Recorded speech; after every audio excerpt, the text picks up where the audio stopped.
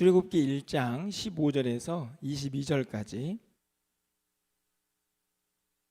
한 절씩 교독하고 22절은 함께 읽겠습니다.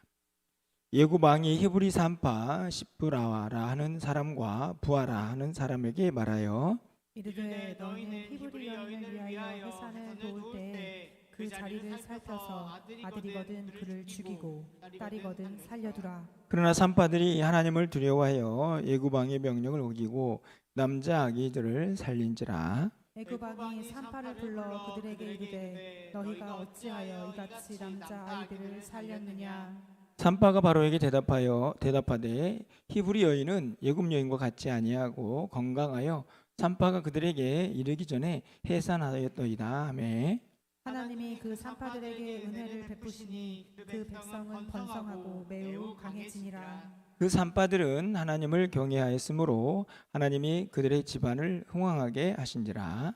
그러므로 바로가 그의 모든 백성에게 명령하여 이르되 아들이 태어나거든 너희는 그를 나일강에 던지고 딸이거든 살려두라 하였더라. 아멘. 할렐루야. 금요기도 나오신 우리 모든 성도님들 진심으로 환영하고 또 영상으로 예배하시는 분들도 환영합니다. 우리 모두는 참 연약하다 하는 생각을 좀 많이 갖게 되는데요. 제가 이제 주일 설교를 오늘도 준비를 하면서 참 연약한 것이 우리 인생이구나 하는 것을 좀 다시 한번 깨달아 봅니다. 우리가 연약하다는 것을 드러내는 많은 부분들이 있는데 저는 그 중에 하나가 우리 안에 있는 두려움이 아닌가 이런 생각들이 드는데요. 사실은 우리가 생각해 보면 이런저런 크고 작은 두려움에 항상 이렇게 묶여 사는 그런 존재가 아닌가 생각이 듭니다. 그래서 이 두려움의 증상은 다양하게 나타나게 되는데요. 일반적으로는 두려움이 생겨나면 마음이 불안해지거나 또 염려가 가득해지고 또 어떤 사람들은 이제 공포심에 휩싸이게 되기도 합니다.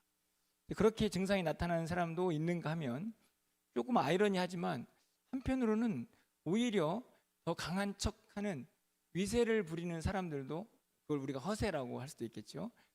그렇게 또 그 두려움의 증상이 나타나는 사람들도 있는 것 같습니다. 여러분 어떻게 보시는지 모르겠지만 저는 가끔 이 세상이 왜 이렇게 약한 것들이 범람하고 사람들은 왜 이렇게 끔찍해지는가 이렇게 생각을 해보면 어떻게 보면은 그런 사람들은 진짜 겁도 없고 두려워할 게 없구나 이래서 나타나는 현상처럼 보이지만 저는 한편으로 생각해 보면 그들 안에도 두려움이 존재하기 때문에 그 두려움을 또 다른 모습으로 표출하는 것은 아닌가 하는 생각들을 해보게 되는 것이죠. 성경은 우리 인간을 완벽하고 강한 존재라 이렇게 말하지는 않는 것 같습니다. 결국은 어떤 식의 두려움이든 그 두려움에 사로잡힐 수밖에 없는데 결국은 진짜 두려워할 것들을 두려워하고 두려워할 대상들을 온전히 두려워하는 것 그것이 오히려 정말로 필요한 우리의 모습이 아닌가 생각이 드는데 어차피 두려움에 사로잡히는 인생이라면 정말로 두려워할 것들을 두려워할 수 있는 지혜가 그런 믿음이 필요하다 하는 것입니다. 그건 다른 것이 아니고 바로 우리 하나님이시죠. 오늘 본문을 보면요, 모세가 태어날 때 이 애굽의 상황을 이제 보여주고 있는 장면이 등장을 합니다.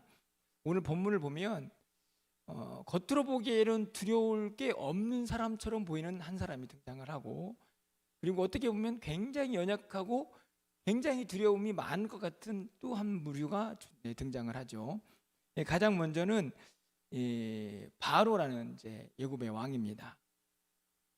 여러분 애굽의 왕이면은 절대 권력을 가지고 있는 사람이고 그 사람이 뭘 두려워할 수 있을까? 제가 보기에는 아무것도 두려울 게 없는 사람으로 보여집니다. 그래서 오늘 본문에 보면 엄청난 악을 행하죠. 히브리 산파들에게 아들을 낳으면 가가지고 다 죽여 이렇게 명령을 합니다. 절대 권력자니까 그 명령이 곧 법이니까요. 여러분 16절 말씀을 가서 보시면 이르되 너희는 히브리 여인을 위하여 해산을 도울 때에 그 자리를 살펴서 아들이거든 그를 죽이고 딸이거든 살려두라. 이거 엄청나게 끔찍한 범죄죠. 태어난 아이를 보고 아들이면 죽이고 딸이면 살려둬라. 사실은 이게 말도 안 되는 범죄인데 이게 지금 한 나라의 절대 권력자가 명령하고 있는 일입니다. 야, 이것을 보면 이 사람은 정말 두려움이 없는 사람이구나 이런 생각이 들죠. 뿐만 아니라 22절 말씀을 보면요, 계속해서 이스라엘 백성들이 많아지니까 22절 말씀은 뭐라고 얘기냐면, 그러므로 바로가 그의 모든 백성에게 명령하여 이르되 아들이 태어나거든 너희는 그를 나일강에 던지고 딸이거든 살려두라. 여기 보면 이제는 산파들에게만 얘기하는 게 아니라 이제 모든 히브리 사람들에게, 야, 아들 낳으면 다 죽여, 이렇게 명령을 하는 거죠. 사실은 이제 처음에는 산파들 2명한테 가가지고 가는 곳곳마다 그렇게 행하라 이렇게 명령을 했는데, 이제는 그렇게 안 되니까 그 명령을 그냥 모든 백성들에게 넓혀가지고 다 아들 낳으면 죽이라고 그렇게 이야기를 하고 있는 것입니다. 얼마나 끔찍한 일입니까? 만약 그런 사람이 우리 주변에 있다 그러면 아마 우리는 정말 끔찍해서 견딜 수도 없을 것 같습니다. 그런데 과연 이 엄청난 범죄가, 이 절대 권력자의 이 말도 안 되는 행동들이 어디에서 비롯됐는가를 생각해 보면 이 안에도 두려움이 있다는 것을 우리가 발견하게 되죠. 여러분 12절 말씀 우리가 읽지는 않았지만 여러분 보십시오. 그러나 학대를 받을수록 더욱 번성하여 퍼져나가니, 이스라엘 백성들이 계속 고난을 당하지만 막 번성합니다. 애굽 사람이 이스라엘 자손으로 말미암아 근심하여, 이렇게 되어 있죠.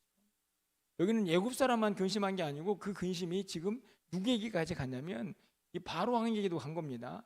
야, 이러다가 이 백성들이 너무 커져가지고 우리와 대적할 만큼의 힘을 가질까 하는 두려움이 이 백성들에게, 이 애굽 사람들에게, 바로 왕에게 스며들게 된 거죠. 그러니까 그 두려움이 어떻게 표출되냐면 다 죽여라 이렇게 표출이 된 겁니다. 사실은 굉장히 겁없고 두려움 없는 사람처럼 보이지만 그 내면에는 두려움이 자리 잡고 있었다 하는 것을 우리가 발견하게 됩니다. 어떻게 보면 저는 세상에 많은 사람들이 이런 모습을 가지고 있다 하는 생각이 들기도 합니다. 자신 안에 있는 두려움을 드러내지 않으려고 오히려 더 허세를, 오히려 더 포악해지고 악해질 수 있다 하는 생각을 해보게 되는 것이죠.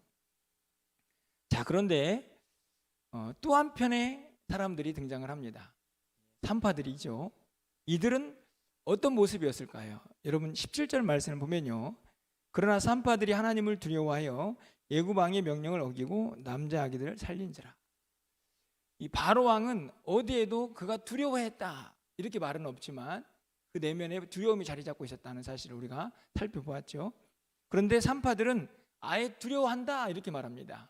누구를 두려워하냐면 하나님을 두려워했죠. 그런데 이 두려움을 잘 분석하셔야 합니다. 여러분 보십시오. 산파들은 정말 하나님만 두려워했을까요? 어땠을 것 같습니까? 제가 보기에는 바로 왕도 두려워했겠죠. 지금 바로가 어떤 왕인데요, 말 한마디면 그냥 산파들, 에이, 이 정도는 뭐 언제든지 죽일 수 있는 사람이죠. 분명히 산파들은 바로 왕도 두려워했을 것입니다. 그런데 이들은 누구를 더 두려워했을까요? 하나님을 더 두려워한 것이죠. 여기에서 매우 중요한 교훈이 있다고 저는 생각합니다. 우리 모두는요, 어차피 뭔가를 두려워합니다. 오늘 바로 왕도 두려워하잖아요. 그래서 그 모습이 악한 모습으로 나타나는 것이고, 이 산파들도 두려워합니다. 그런데 누구를 진짜 두려워하는지를 알았기 때문에 바로 왕에 대한 두려움보다 하나님을 더 두려워해서 하나님의 명령대로 살려두는, 하나님의 뜻대로 살려두는 일을 행하게 되는 것이죠. 여러분 19절 말씀을 좀 가서 보십시오. 산파가 바로에게 대답하되 히브리 여인은 애굽 여인과 같지 아니하고 권장하여 산파가 그들에게 이르기 전에 해산하였더이다. 저는 이 말을 생각을 해보면서 이 말을 할 때 얼마나 떨렸을까. 그렇죠? 사실은 실제로 히브리 여인들이 더 건강해서 아이를 쑥쑥 잘 낳을 수도 있었을 것입니다. 하지만 어떻든지 간에 그것과 상관없이 남자아이를 낳으면 죽였어야 했죠. 그런데 이 말을 지금 바로 왕 앞에서 하고 있는데요. 얼마나 두렵고 떨렸겠습니까? 하지만 담대하게 용기를 낼 수 있었던 한 가지 이유는 하나님을 더 두려워했기 때문입니다. 우리 모두도 저는 동일하다고 생각이 듭니다. 우리 안에도요, 이런저런 두려움이 충분히 있을 수 있는 연약함이 있습니다. 여러분 안에 있는 두려움은 어떤 것입니까? 내일 일을 두려워할 수도 있고, 우리 자녀들의 미래를 두려워할 수도 있고, 여러분의 노후를 두려워할 수도 있고, 그렇죠? 걱정되고 염려가 될 수도 있죠. 우리의 자신의 건강이 걱정되고 염려가 될 수 있습니다. 그런 두려움이 일어나는 것이 제가 보기에는 지극히 이상하지 않는 일이죠. 우린 연약하니까.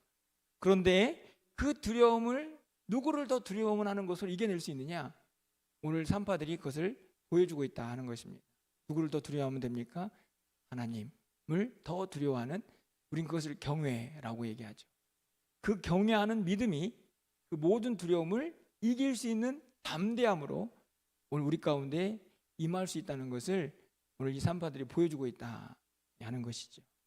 여러분, 하나님을 경외하면 어떤 복들이 임할까요? 저는 세 가지로 오늘 이 본문에서 보여주고 있다고 생각이 듭니다. 첫 번째로는요, 20절 말씀을 보면요, 하나님이 그 산파들에게 은혜를 베푸신다. 하나님께서 은혜를 베푸셨습니다. 왜요? 진짜 두려워할 대상을 두려워했기 때문이죠.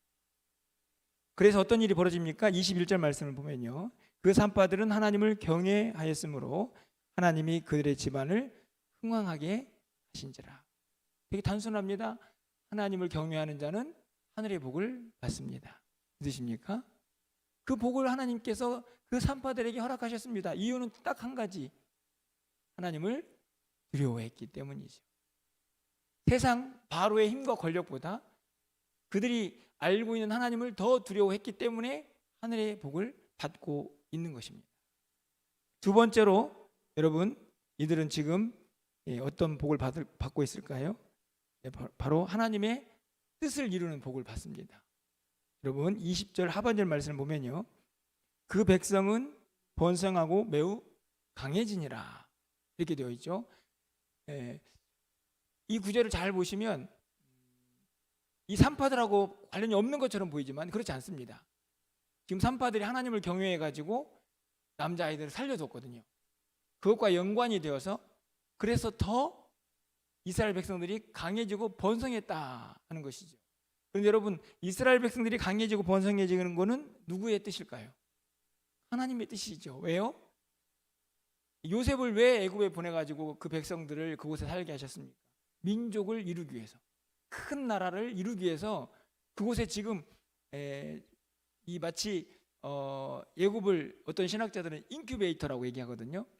이스라엘 백성들을 연약하지만 그곳에서 강하게 키워내는 그곳으로 삼고 있는 건데, 그 과정에서 당연히 강하고 번성해져야 하는데요, 그 뜻을 이루는 사람들이 누구냐면 오늘 한 부분이지만 산파들인 거죠. 왜냐하면 남자아이들을 살려두고 있기 때문에 그렇습니다. 그들의 용기는 결국 하나님을 경외하는 데서 나오는데, 그걸 통해서 하나님의 뜻을 이루는 놀라운 하나님의 일에 동참하는 사람들이 되었다 하는 것이죠. 왜요? 경외할 것을 경외하고 두려워할 것을 진정으로 두려워하는 사람에게 하나님께서 주신 은혜라고 생각이 들어집니다. 마지막으로 여러분들, 오늘 본문에서 우리가 배울 수 있는 게 하나 더 있습니다. 하나님을 경외하는 자에게 주어진 복이죠. 그것은 뭐냐면 강해집니다. 어떻게 보면 조금 역설적이죠. 하나님을 경외하면, 하나님을 두려워하면 강해집니다. 믿으십니까? 무엇에 대해서 강해질까요? 세상에 대해서. 여러분 보십시오. 아까도 말씀드린 것처럼 바로와 하나님, 그렇죠? 어떻게 보면 그 갈림길에서 선택을 해야 되는데 하나님을 두려워했더니 바로는 어떻게 되죠? 무시가 됩니다. 그를 이길 수 있는 힘이, 담대함이 이 산파들에게 생겨난 거죠. 이게 너무너무 중요하다는 사실을 기억하셔야 합니다. 여러분, 세상이 두렵습니까? 두려울 수 있죠.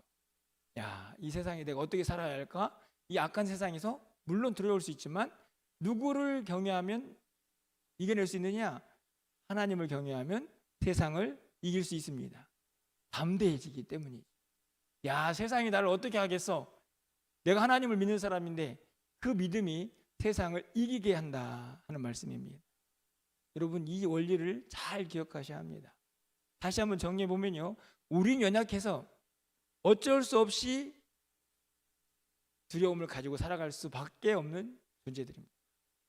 그런데 진짜 두려워할 것을 두려워하고 두려워할 대상을 두려워할 때 그 안에 복이 있고 그 안에 하나님의 은혜가 있고 그 안에서 담대함과 용기가 있다는 사실을 여러분이 꼭 기억하셔야 한다는 말씀입니다. 여러분, 고린도후서 12장 10절 말씀을 보면요, 그러므로 내가 그리스도를 위하여 약한 것들과 능욕과 궁핍과 박해와 공고를 기뻐합니다. 이 세상의 힘이죠. 예수 복음 전한다고 바울 사도를 막 괴롭혔습니다. 두렵죠? 그렇죠? 당장 죽을 수도 있는데 그거를 두려워하지 않는다? 그거는 거짓말입니다. 두렵죠. 그런데 그걸 극복할 수 있는 힘이 어디 있으냐면은 하나님을 경외하기 때문이죠. 그래서 이는 내가 약한 그때의 강함이라. 너무나 잘 아는 말씀이죠. 내가 세상 앞에서는 그렇게 약해 보여도 내가 하나님을 경외하기에 세상이 나를 어떻게 하지 못한다. 나는 그때 강해진다 하는 고백을 하고 있는 것입니다. 고린도전서 1장 27절 마찬가지죠. 그러나 하나님께서 세상의 약한 것들을 택하사 강한 것들을 부끄럽게 하십니다. 약한 자를 강하게 하셔서 강한 세상을 부끄럽게 하시는 분이 우리 하나님인 줄 믿습니다. 그 하나님을 두려워하시면 여러분 안에 일어나는 모든 두려움을 능히 이기실 수 있을 줄 믿습니다. 여러분, 이 밤에 기도할 때는요, 우리가 어차피 두려움을 경험할 수밖에 없는 그런 연약한 존재라면, 그렇다면 진짜 두려워할 것을 두려워하는, 정말 두려워할 대상을 두려워하는 그 믿음 갖게 하옵소서. 여러분, 기도하는 이 밤 되기를 소망합니다. 하나님을 경외하셔서요, 여러분 안에 일어나는 많은 두려움들, 걱정, 불안 분명히 많으실 거라고 생각이 듭니다. 그것들을 하나님을 경외하는 그 믿음으로 다 이겨내시기를 부탁을 드립니다. 반드시 그 힘을 하나님께서 주실 줄 믿습니다. 그 은혜를 경험하시고 그 하나님 붙잡고 간절히 기도하는 이 밤 되기를 주님의 이름으로 간절히 축원을 드립니다.